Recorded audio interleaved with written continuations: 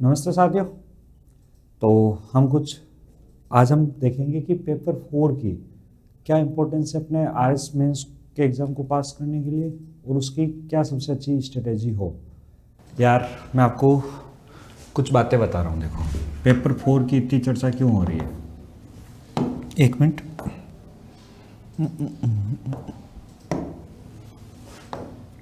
Paper 4,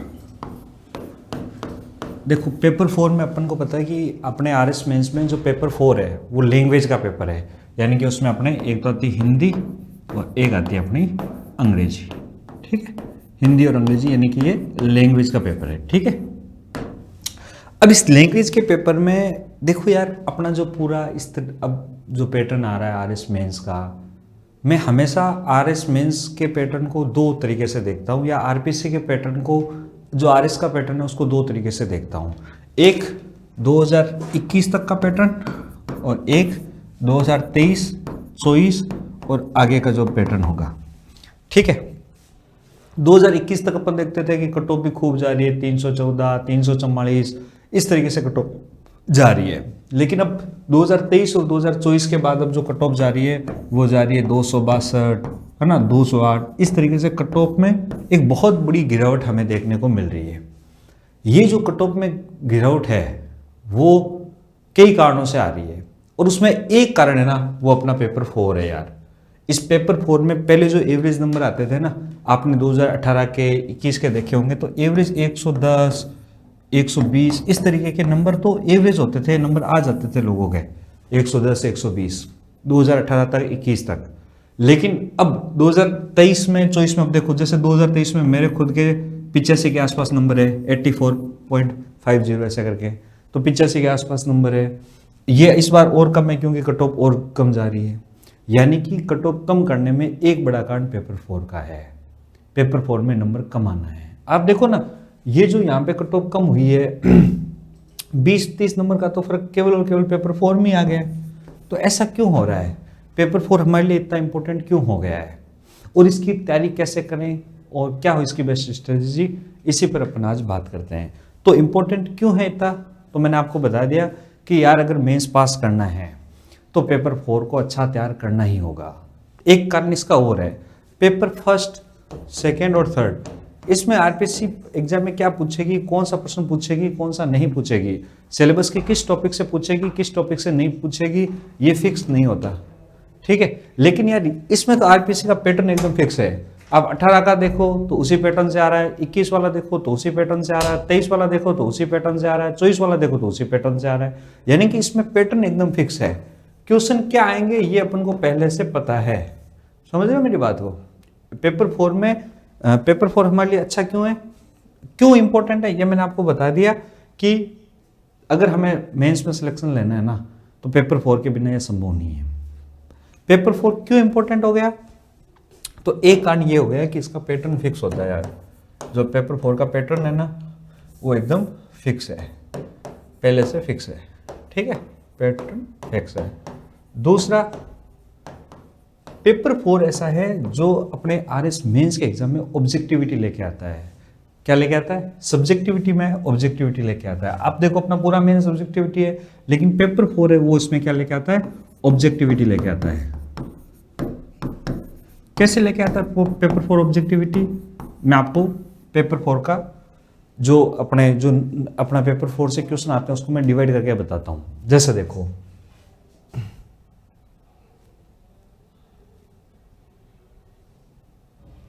जैसे paper 4 से अपने, तो एक तो मैंने आपको बता दिया कि इसका पैटर्न फिक्स है। दूसरा मैंने आपको बताया कि ये पेपर 4 अपने आरएस मेंस में ऑब्जेक्टिविटी लेके आता है। क्या लेके आता है, पेपर 4 अपने आरएस मेंस में, एक मिनट यार क्या दिक्कत है इसकी, देखो तो एक कारण तो ये हो गया कि इसका पैटर्न फिक्स है। ठीक है, और दूसरा कारण ये हो गया कि पेपर 4 अपने जो आरएस मेंस है इसमें ऑब्जेक्टिविटी लेके आता है। ठीक है, ये ऑब्जेक्टिविटी कैसे लेके आता है तो मैं आपको बताता हूं। देखो सबसे पहले आप इसकी हिंदी ग्रामर को देखो। अपन अब दोनों सब्जेक्ट की अलग अलग बात कर लेते हैं। हिंदी ग्रामर कितने नंबर की, तो आप कहोगे कि सर 50 नंबर की।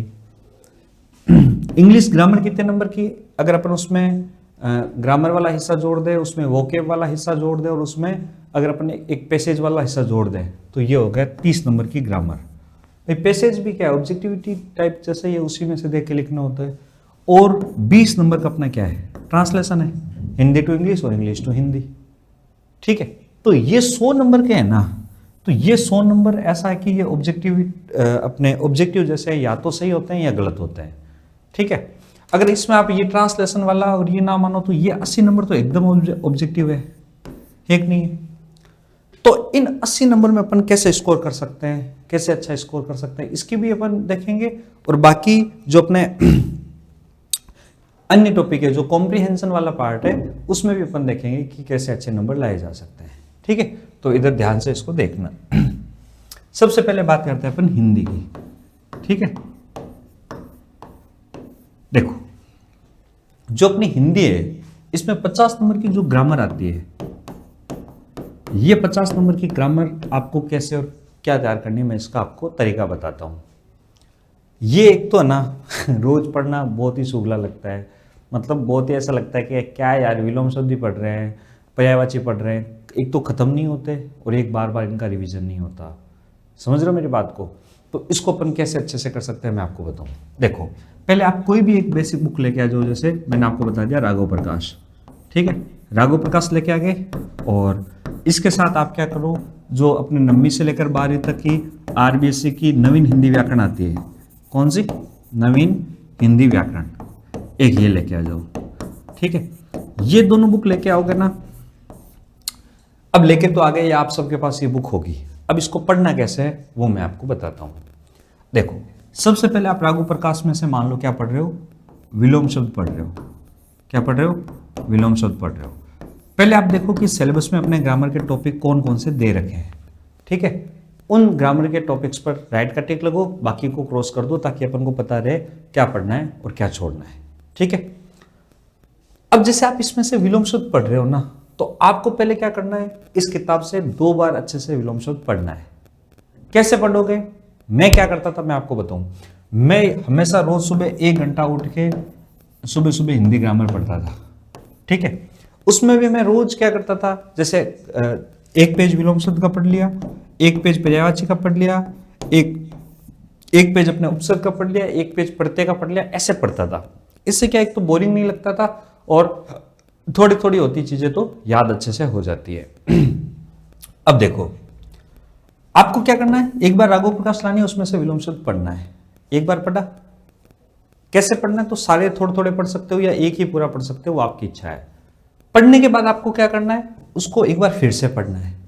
2 बार पढ़ने से आपको क्या पता चल जाएगा, एक चीज पता चल जाएगी कि यार कौन सा इंपॉर्टेंट है, कौन सा मेरे को छोड़ना है, कौन सा विलोम शब्द मुझे आता है और कौन सा मुझे नहीं आता। ठीक है, जैसे मैं आपको बताऊं, जैसे आपने इसमें विलोम शब्द एक पढ़ा, दिन का विलोम शब्द होता है रात। क्या पढ़ा कि दिन का विलोम शब्द होता है रात। एक बार पढ़ा आपने, दूसरी बार पढ़ा, और अब तीसरी बार आप पढ़ोगे ना तो आपको कहेगा यार ये क्या बोरिंग सा, अपन को पता ही तो दिन का रात होता है। ठीक है, अब आप तीसरी बार पढ़ो तब क्या करना, इसको कट्टा लगा दो कि हाँ यार ये तो मेरे को आता है। ठीक है, एक और पढ़ा आपने, जैसे सुबह का विलोम शब्द।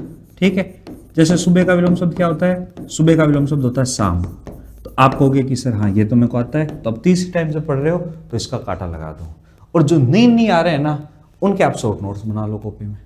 ठीक है, तो अपने जितने भी इसमें विलोम शब्द दे रखे हैं ना, तो मैंने फिर इनके शॉर्ट नोट्स बना दिए, और लगभग 120 के विलोम शब्द ऐसे थे जो 2 बार पढ़ने के बाद मुझे लगता था या तो मेरे को ये याद नहीं रहेंगे या मुझे ये बार बार इसको पढ़ना पड़ेगा।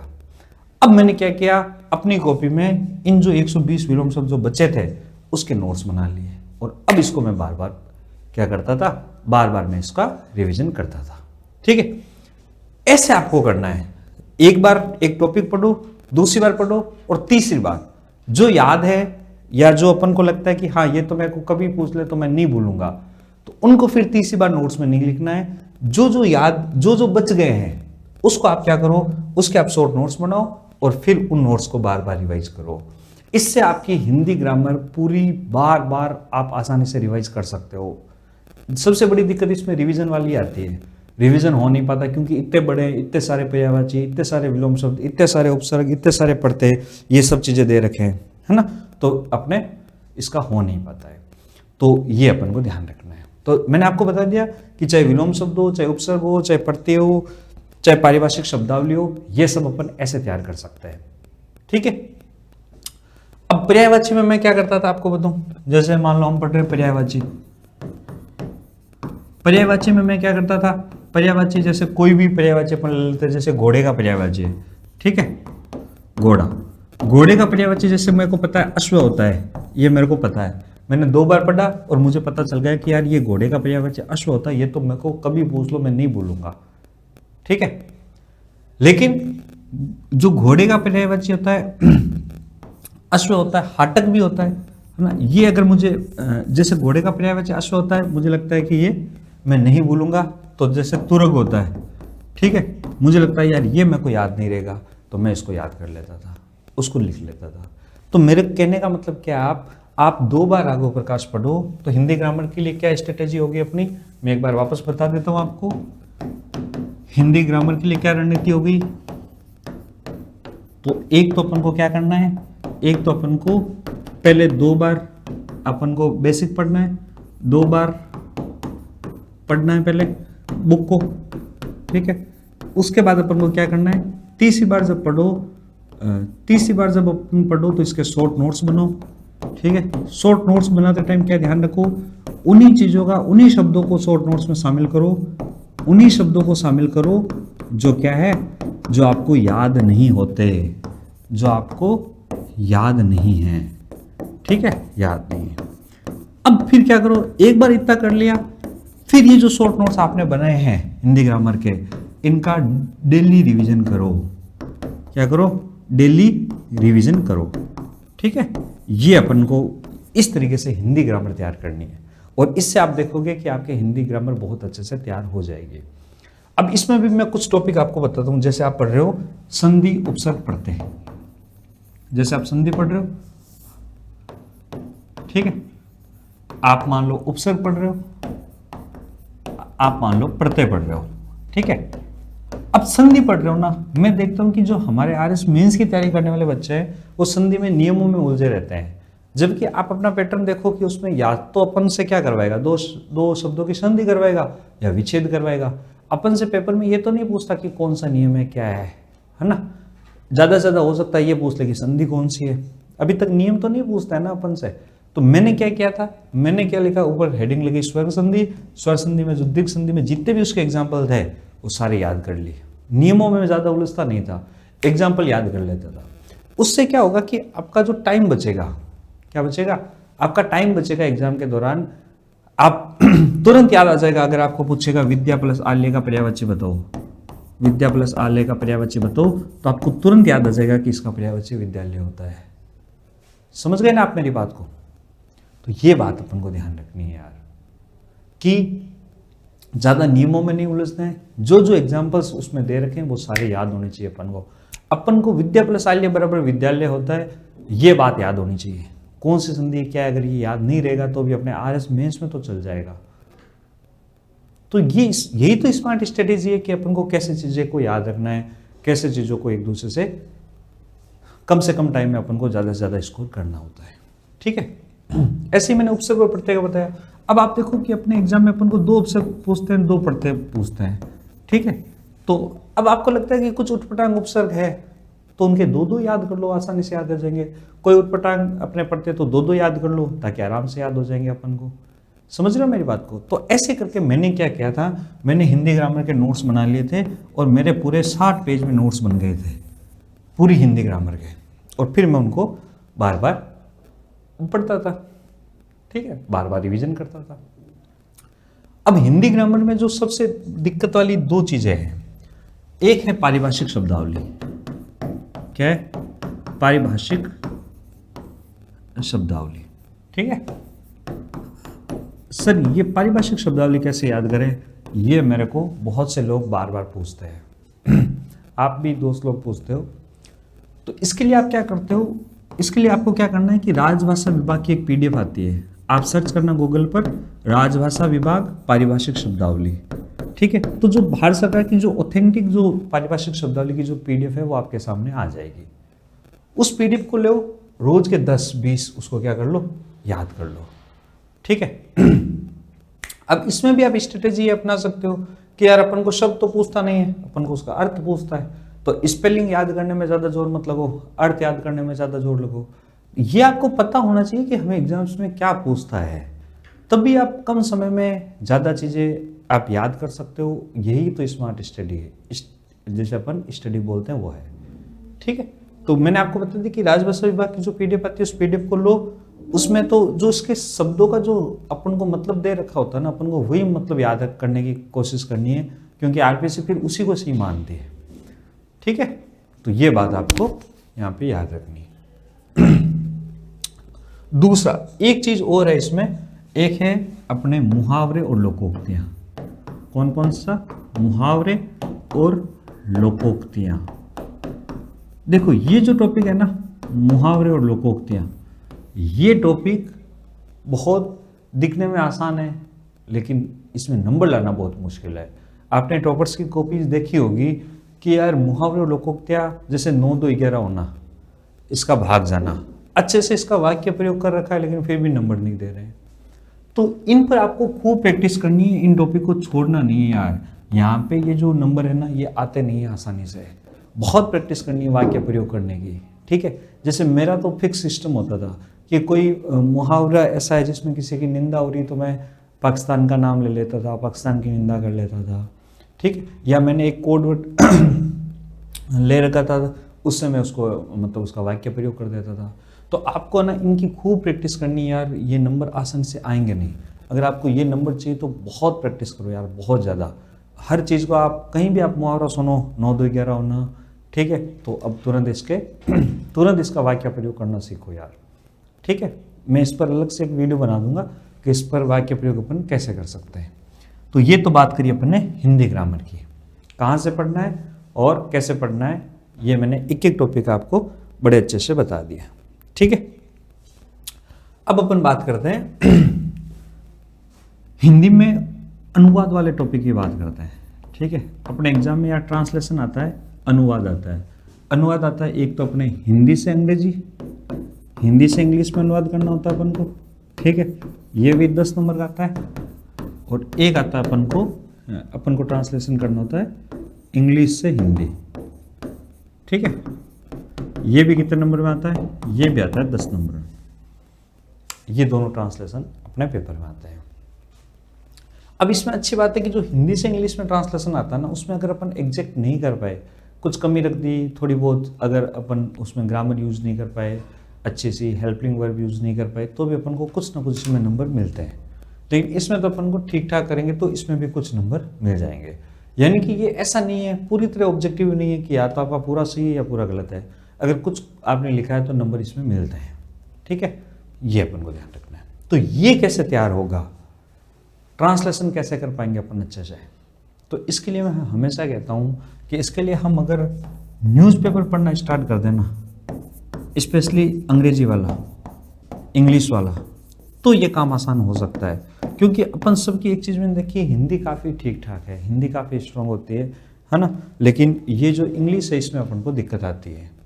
तो हम अगर न्यूज़पेपर पढ़ने लग जाए ना इंग्लिश वाला, या इंग्लिश में थोड़ी न्यूज़ सुनना शुरू कर दें, तो चीज़ें अपने लिए आसान हो सकती है। क्योंकि ये तो डेली प्रैक्टिस का काम है। आप भले कितनी व्याकरण अच्छी कर लो, कितनी वोकैब अच्छी कर लो, लेकिन ये अगर अपन डेली प्रैक्टिस में नहीं ले रहे हैं तो नहीं कर पाएंगे। तो इसके लिए आपको क्या करना है यार, न्यूज़पेपर पढ़ना है। न्यूज़पेपर आप जैसे दैनिक भास्कर आता है इंग्लिश में, ठीक है, आप वो पढ़ सकते हो, दैनिक भास्कर इंग्लिश। आप कहोगे कि सर आप ये क्यों कह रहे हो, ये इसीलिए कह रहा हूँ क्योंकि दैनिक भास्कर वाली की जो इंग्लिश है वो अपने जैसी है, मतलब वो आसान शब्दों का यूज़ करते हैं। ठीक है, ताकि शुरुआत में अपन को आसान रहे। और साथ में अपन को अगर वही अपने पास हिंदी में भी रहता है तो अपन देख भी लेते हैं कि अपन जो ट्रांसलेशन कर रहे हैं वो सही है या नहीं है। ठीक है, तो आप दैनिक भास्कर का जो इंग्लिश अपने एडिशन आता है वो पढ़ सकते हो, और जो इंग्लिश में काफ़ी कंफर्टेबल है वो अपने इंडियन एक्सप्रेस पढ़ सकते हैं। ठीक है, ये भी अच्छा है इंडियन एक्सप्रेस। ठीक है, तो ये अपन को ध्यान रखना है। तो ट्रांसलेशन तो आप भले कितनी प्रैक्टिस करो, जब तक आप पढ़ोगे नहीं ना अंग्रेजी, जब तक आप अंग्रेजी सुनोगे नहीं तब तक अपना ट्रांसलेशन उतना अच्छा नहीं हो पाएगा। ठीक है, ये बात आपको ध्यान रखनी है ट्रांसलेशन वालों के लिए। तो ये हमें रोज़ प्रैक्टिस से ही अच्छी करनी पड़ेगी। बाकी पहले शॉर्ट में अपन चीज़ें अपनाते थे, कुछ वाक्यों को याद कर लेते थे, तो अब वैसे पार पड़ेगी नहीं। अपन आज से ही कोशिश करो कि थोड़ा इंडियन एक्सप्रेस और जो न्यूज़पेपर है वो पढ़ने की अपन आदत डालें। ठीक है, ये तो ही इसकी बात। अब अपन बात करते हैं इंग्लिश ग्रामर की, अंग्रेजी ग्रामर की। ठीक है, जो अपनी इंग्लिश ग्रामर है यार, इसमें अपने देखो, इसमें अपने दो पोर्शन है। एक तो ग्रामर का पोर्शन है, ग्रामर वाला भाग है, और दूसरा अपना जो भाग है वो है वोकेब वाला। ठीक है, ग्रामर वाले में आप देखोगे तो बहुत से उसमें टॉपिक दे रखे हैं। ठीक है, जैसे अपने देख रखा है आर्टिकल, प्रीपोजिशन, टेंस, मॉडल्स, बहुत से उसमें क्या दे रखे हैं, टॉपिक दे रखे हैं, नरेशन दे रखे हैं, एंटोनिम्स, ये सब दे रखे हैं। अब ग्रामर वाले टॉपिक में मैं बताऊं कि ये अपने 10 नंबर का आता है, और इसमें अपन को एरर फाइंड करना होता है कि सेंटेंस में एरर क्या है। अगर आपकी इंग्लिश काफ़ी अच्छी है, और इंग्लिश अच्छी करने के लिए अपन को ग्रामर तो क्या अपन को शुरुआत से ही पढ़ाता है, 9वीं 10वीं 11वीं 12वीं से ही अपन को ग्रामर पढ़ाना स्टार्ट कर देते हैं। तो ये आप कहाँ से पढ़ सकते हो, मैंने कहाँ से पढ़ी थी, तो मैंने एक ग्रीन कलर की बुक आती है लुसेंट की, ग्रीन कवर आता है उसका। ठीक है, ग्रीन कवर आता है लुसेंट इंग्लिश। ठीक है, लुसेंट जनरल इंग्लिश, ये बुक का नाम आता है। ठीक है, तो एक तो आप ये बुक पढ़ सकते हो लुसेंट की, जनरल इंग्लिश की, जो ग्रीन कलर की बुक आती है। ये अपने हिंदी माध्यम के लड़कों के लिए है, ताकि आराम से उसको समझ पाओगे। ये एक पर्याप्त है, मैंने तो ये पढ़ी थी और मेरा काम चल गया था। आपको और कोई अगर लगे, कोई आपके पास नोट्स हो तो वो भी पढ़ सकते हो, कोई दिक्कत नहीं है, पर मैंने तो ये पढ़ी थी। तो ये पढ़ने से कुछ नहीं होगा। देखो, एरर फाइंडिंग के लिए हमें प्रैक्टिस करनी पड़ेगी। क्या करनी पड़ेगी? प्रैक्टिस करनी पड़ेगी। ये प्रैक्टिस क्या कर लो, तो इसके लिए आप यार वर्कबुक आती है, ठीक है, बीके रस्तोगी सर की वर्कबुक आती है, आप वो ले सकते हो, है ना, बीके रस्तोगी। ठीक है, एक अपने जो अपने दिशा वाली आती है वो कर सकते हो, या एसएससी की खूब बुक्स आती है, इसमें छोटी छोटी बुकलेट्स आती है जिसमें अपन को एरर फाइंडिंग करनी होती है, तो अपन वो कर सकते हैं। ठीक है, तो ये तो आपको यहाँ से तैयार कर लेना है। अब वोके वाले सेक्शन में अपने पास अच्छी चीज़ क्या है कि अपने पास दो ऑप्शन होते हैं, एंटोनिम्स सिनोनिम्स, दो में से अपन को एक चूज करना होता है, फ्रेजल वर्ब दो में से अपन को एक चूज करनी होती है, ईडियम्स दो में से अपन को एक चूज करनी होती है। तो इसमें मैं इस पर कम ध्यान देता था। मैं सोचता था कि देखो 10 से 10 में से प्रायिकता तो कहती है 5 तो अपने सही हो ही जाएंगे, और अगर अपना किस्मत सही रहा तो 1-2 और सही हो जाएंगे। तो मैं इसमें है ना कोशिश करता था कि अपने 7-8 नंबर आ जाए। तो आप क्या कर सकते हो, आप 2 बार पढ़ लेना बस, है ना, ईडियम्स को, फ्रेजल वर्ब्स को, एंटोनिम सिनोनिम्स में कभी पढ़ता नहीं था क्योंकि बहुत होते हैं, पता नहीं क्या पूछेगा। लेकिन आप जैसे फ्रेजल वर्ब है, वर्ड ऑफन कंफ्यूज्ड है, और अपने ईडियम्स है, फ्रेजेस है, इनको आप 2 बार पढ़ लेना। आपके आधा से ज़्यादा क्वेश्चन, मतलब ये वाला पार्ट है वो स्कोरिंग है। ठीक है, तो ये मैंने आपको वोकैब का बता दिया। अब देखो, अभी तक अपन ने चर्चा कर ली हिंदी व्याकरण 50 नंबर की, 20 नंबर का ट्रांसलेशन, और अपने 20 नंबर की जो अंग्रेजी ग्रामर और वोकैब आती है। तो ये हो गए 90 नंबर। 10 नंबर का आता है पैसेज। ठीक है, अब ये जो 10 नंबर का पैसेज आता है ना, ये इस बार आपने देखा होगा चॉइस में बहुत ही सुगला सा आया था, भाई क्या करना है कैसे करना है कुछ पता नहीं चल रहा था ज़्यादा। तो आप इसकी 3-4 पैसेज लेके प्रैक्टिस कर सकते हो यार। मैं शुरुआत में मैंने क्या किया था, 12th की बुक के पीछे जो एनसीईआरटी की बुक के इंग्लिश की जो पीछे दे रखे थे पैसेज, मैंने उन 2-4 पैसेज को सोल्व किया। ठीक है, तो आप कोई भी लेके 3-4-5-6 पैसेज को सोल्व करो। अपन ये काम करते नहीं है क्योंकि पेपर बोर्ड पर इतना फोकस ही नहीं करते। तो ये अपन को पैसेज सोल्व करोगे तो ये जो 100 नंबर है ना, इन 100 नंबर में अपन ज़्यादा से ज़्यादा स्कोर कर सकते हैं। यानी कि ये चीज़ें अपने हाथ में हैं, इनमें नंबर लाना अपने हाथ में है। ठीक है, बाकी में अपने कॉम्प्रिहेंशन वाले पार्ट में कितने नंबर आएंगे ये आरपीसी ही जानती है, आरपीसी ही मतलब उसमें अपन ज़्यादा कुछ कर नहीं सकते। आपने संक्षिप्तीकरण बहुत अच्छा लिखा, आपको 10 में से 3 नंबर दे दिए तो अपन क्या कर सकते हैं, या किसी को 4 मिल गए तो अपन क्या कर सकते हैं। मतलब ज़्यादा चीज़ें अपने हाथ में नहीं है। लेकिन यहाँ पे अगर हम मेहनत करेंगे ना तो यहाँ पे अपने ज़्यादा से ज़्यादा नंबर आ जाएंगे। ठीक है, ये ऑब्जेक्टिव जैसा ही पार्ट है। अब अपन कॉम्प्रिहेंशन वाले पार्ट पर चर्चा करते हैं। देखो अब हिंदी ग्रामर में आप देखो, अगर आप हिंदी ग्रामर देखोगे तो उसमें अपने पास क्या है, उसमें अपने पास एक आता है पत्र लेखन, एक आता है प्रारूप लेखन। ठीक है, इसमें भी अपने 4 फॉर्मेट दे रखे हैं और शायद इसमें भी 4 फॉर्मेट है। ये अपने 8 फॉर्मेट दे रखे हैं अपने सिलेबस में, और इन 8 में से पक्का है कि 2 तो आएगा। ठीक है, और उसमें भी जो पिछले साल आ जाता है वो वापस नहीं आता, तो 2 अगर वो कट करें तो 6 बचते हैं जिनको अपन को अच्छे से तैयार करना होता है। ठीक है, तो यार ये जो पत्र लेखन है ना, जिसमें अपने कार्यालय पत्र, अर्थशास्त्र के पत्र, कार्यालय आदेश, परिपत्र, ये सब होते हैं, इसके लिए आप क्या करो, इसके लिए यार आप है ना, एक इसका कोई पत्र ऐसा है, एक कार्यालय पत्र आप अच्छे से रट के चले जाओ। ठीक है, उसका फॉर्मेट तो अपन को याद करनी है। देखो इसमें फॉर्मेट के ही नंबर है। मैंने कई लड़कों की कॉपी देखी है, पूरा पत्र अच्छे से लिखा है, लेकिन फॉर्मेट में थोड़ी बहुत गलतियाँ हो गई, जिस चक्कर में जहाँ 6 नंबर मिलने चाहिए थे वहाँ 3 नंबर मिले। ठीक है, तो ये ध्यान रखना है कि इन 8 के मैंने क्या किया, मैंने इन 8 के फॉर्मेट लिख के, एक अच्छा सा फॉर्मेट लिख के, और उसमें क्या क्या शब्द यूज करने वो भी लिख के दीवार पर चिपका दिया 8 के 8, और सुबह सुबह रोज उसको पढ़ता था, रोज उसके अच्छे से रिवीजन करता था। तो आपको भी यार ये करना है कि इसका फॉर्मेट अच्छे से याद कर लें अपन। ठीक है, तो यहाँ पे ये 20 नंबर और अपने आ सकते हैं अगर फॉर्मेट अच्छे से याद हो, फॉर्मेट में गलती नहीं होगी, शब्दों में चलो थोड़ा बहुत अपने फॉर्मेलिटी नहीं भी रही हो, तो भी अगर 5-5 नंबर आते हैं तो भी अपन 10 नंबर यहाँ से आराम से ला सकते हैं फॉर्मेट याद करके। ठीक है, ये तो हुआ इसका बात। अब देखो उसके बाद क्या बचता है, उसके बाद हिंदी में बचता है संक्षिप्तीकरण और पलवन। संक्षिप्तीकरण और पल्लवन,